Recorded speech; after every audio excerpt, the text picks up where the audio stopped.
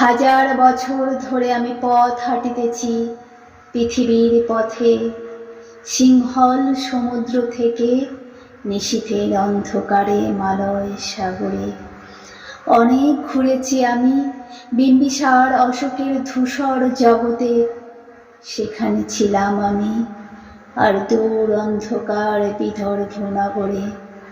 আমি ক্লান্ত প্রাণ এক, চারিদিকে জীবনের সমুদ্র সফেন। আমার দুদণ্ড শান্তি দিয়েছিল নটরের বনলতা সেন।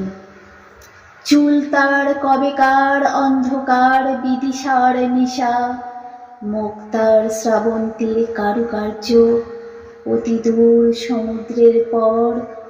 হাল ভেঙে যে নাবিক হারায়েছে দিশা, সবুজ ঘাসের দেশ যখন সে চোখে দেখে চারুচিনি দ্বীপের ভেতর, তেমনই দেখেছি তারে অন্ধকারে।